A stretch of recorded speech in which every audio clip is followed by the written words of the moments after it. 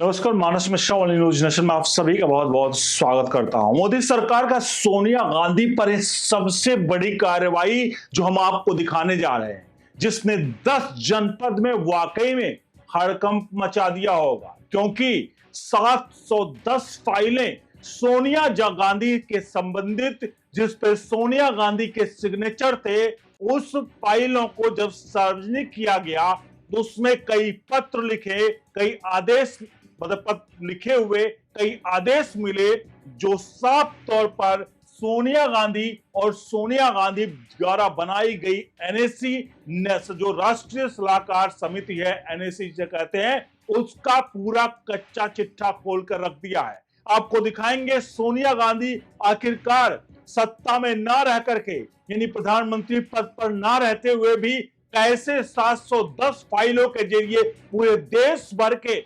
140 करोड़ देशवासियों के साथ धोखा किया। उन सब की एक एक कच्चा चिट्ठा आपके सामने है। उन पत्रों को, फाइलों के बारे में आपको यहां दिखाएंगे। अनुरोध करेंगे वीडियो के कमेंट बॉक्स में अपनी राय प्रतिक्रिया जरूर दीजिएगा और वीडियो को लाइक शेयर जरूर करेगा।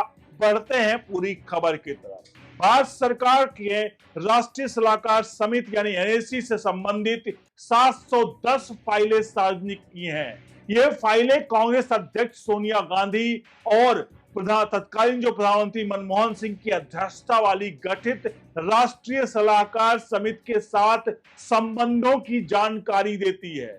आपको बता दें एनएसी क्या थी, अगर आपको नहीं मालूम हो, बहुत सारे लोगों को इसकी बात की जानकारी होगी। असल में 2004 में जब सोनिया गांधी सत्ता पर काबिज होने वाली थी, उस वक्त सुब्रमण्यम स्वामी ने एक पत्र लिखा। वो पत्र ने सोनिया गांधी के कहीं ना कहीं जो प्रधानमंत्री बनने का सपना था वो खटाई में डाल दिया। सोनिया गांधी ने सोचा था कि वो प्रधानमंत्री बनेंगी, लेकिन पूरे देश में विदेशी होने का मुद्दा उठने लगा और सोनिया गांधी की नागरिकता पर भी सवाल खड़े होने लगे। इस पर उस वक्त तत्कालीन राष्ट्रपति एपीजे अब्दुल कलाम ने भी साफ तौर पर सोनिया गांधी को एक निर्देश दे दिया कि अगर आपको प्रधानमंत्री बनना है तो पहले आपको नागरिकता के बारे में प्रूफ चीजें देनी पड़ेंगी। ऐसे में सोनिया गांधी को लगा कि अगर नागरिकता में फंसती हो, जो कि कहीं ना कहीं मेरे में पचड़ा है, और वो नागरिकता पर अगर खेल खेलती हो तो मेरे हाथ से सत्ता भी जाएगी और पूरा का पूरा सब कुछ हाथ से चला जाएगा। सोनिया गांधी ने सोचा कि ऐसे में कोई बूढ़ा व्यक्ति चुनूं जो कि कम से कम 2-4 साल का मेहमान हो, उसके बाद उसके हाथ से मैं सत्ता छीन लूं।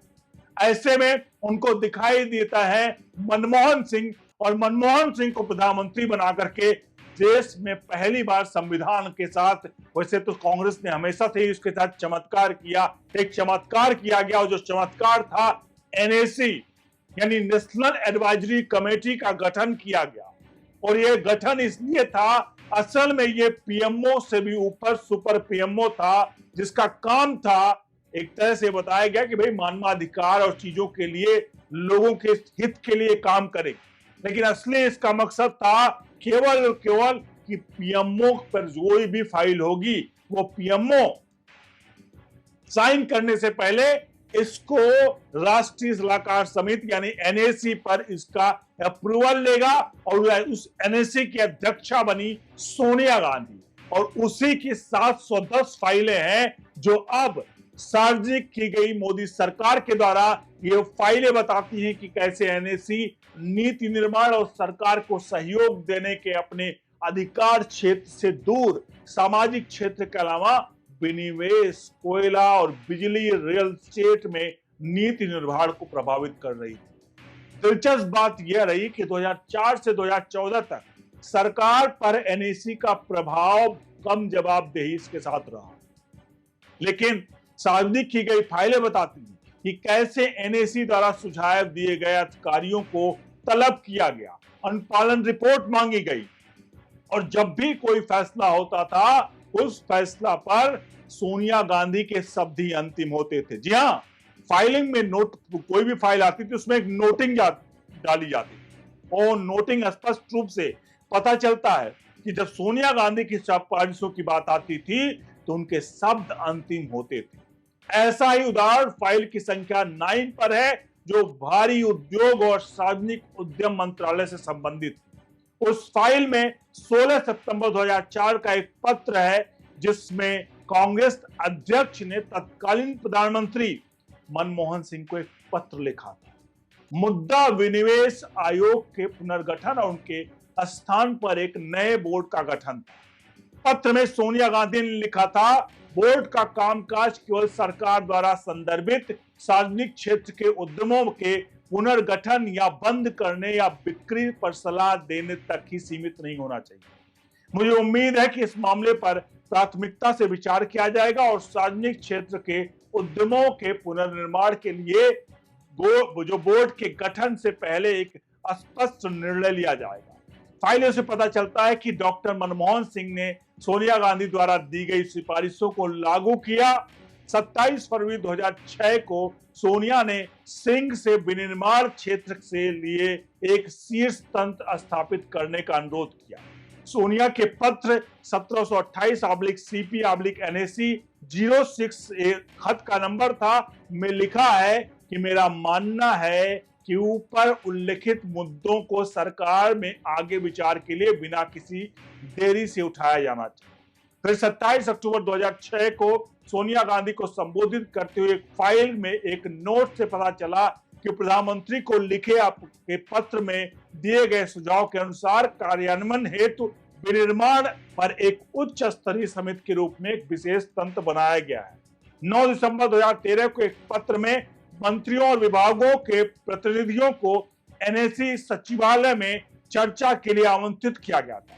पत्र में लिखा था कि एनएसी सचिव के निर्देशानुसार राजस्व सचिव और व्यय सचिव को एक डीओ पत्र का मसौदा तैयार किया गया, जिसको उससे अनुरोध किया गया है कि वे अपने अपने विभागों के वरिष्ठ अधिकारियों को एनएसी सचिवालयों को 2004 में सरकार द्वारा लगाए गए शिक्षा उपकर के प्रभाव के बारे में जानकारी देने के लिए नियुक्त करें। एनएसी केवल इतना ही काम नहीं कर रहा था। एनएसी का काम सरकार द्वारा जितने भी फाइलें थी उन फाइलों को सबसे पहले सोनिया गांधी तक भेजा जाता था। सोनिया गांधी उन फाइलों को, उनकी जो टीम थी वो देखती थी, उस पर नोटिंग करती थी और वही नोटिंग फाइनल होता था और उस नोटिंग के जरिए मनमोहन सिंह जो थे वो फैसला लेते थे। इसी नोटिंग के नाते मनमोहन सिंह और सोनिया गांधी के बीच में कई बार टकराव, कुछ मुद्दों पर टकराव देखने पर भी मिले, जहां पर सोनिया गांधी ने साफ तौर पर मनमोहन सिंह को, उनके विचारों को साफ तौर पर कुचलते हुए अपने आप को सर्वोच्च रखा और साफ तौर पर एनएसी को इसीलिए गठन ही किया गया था कि ये सुपर पीएम जैसा कार्य करेगा। और अब प्रधानमंत्री नरेंद्र मोदी के ऑफिस द्वारा जब इतने पत्रों का भारी संख्या में 710 फाइलें जब खोली गई, उनको सार्वजनिक की गई, तो कई कैसे चीजें सामने आई जिससे साफ पता चला कि भ्रष्टाचार का मूर्त सोनिया, जो कहीं न कहीं मनमोहन सिंह को कहा गया, मतलब कुल मिलाकर के ये एनएसी की अध्यक्षता सोनिया गांधी थी। एनएसी कार्यालय में कोयला क्षेत्र की एक समीक्षा वाली फाइल भी आई। एक अन्य पत्र की बात करें जिस पत्र का DO/9556 OSDNA 2007 ये पत्र का नंबर है, 17 अक्टूबर 2007 को एनएसी कार्यालय में कोयला क्षेत्र की समीक्षा निर्धारित की गई और बैठक में भाग लेने वाले वरिष्ठ अधिकारियों के नाम पदनाम मांगे गए। 29 अक्टूबर 2005 को एनएसी की बैठक के नेतृत्व के एक अंश ने यह धारणा बनाई कि जहां तक एनएसी का सवाल है, सरकार के कामकाज पर भरोसा नहीं है। बैठक के कार्यवृत्त में उल्लेख किया गया था कि इस बात पर सहमति हुई है कि आयोग की विभिन्न सिफारिशों का कार्यान्वयन सरकारी एजेंसियों और अन्य संस्थाओं की प्रत्यक्ष जिम्मेदारी हो। फिर भी इस प्रक्रिया की बारीकी से स्वतंत्रता और विश्वसनीयता के रूप से निगरानी और मूल्यांकन करना अनिवार्य होगा।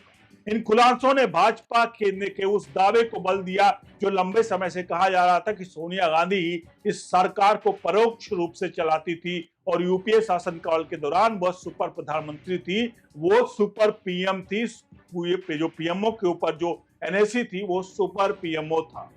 अब इन सब के बीच जैसा कि अपेक्षित था, इस खुलासे के बाद भाजपा और कांग्रेस के बीच कई बार राजनीतिक घमासान भी शुरू हुए। भाजपा प्रवक्ता ने इसको लेकर कई बातों को सामने रखा।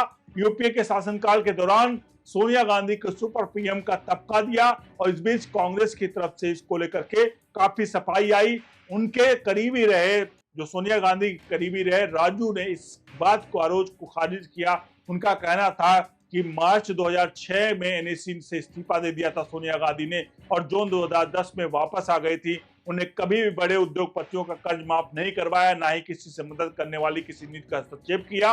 लेकिन जब ये पत्र सामने आया तो इस पत्र ने वो सारे कच्चे चिट्ठे खोल कर रख दिए जहां पर सोनिया गांधी के कोई भी लोग किसी भी प्रकार का कोई भी बातें करें, लेकिन सच्चाई यही है कि सोनिया गांधी ने मनमोहन सिंह को केवल और केवल पपेट के रूप में काम किया, मतलब इस्तेमाल किया, और पूरे के पूरे बात करें तो एनएसी के रूप में सुपर पीएमओ बनकर एक ऑफिस चलाया और देश के संविधान को तार तार किया।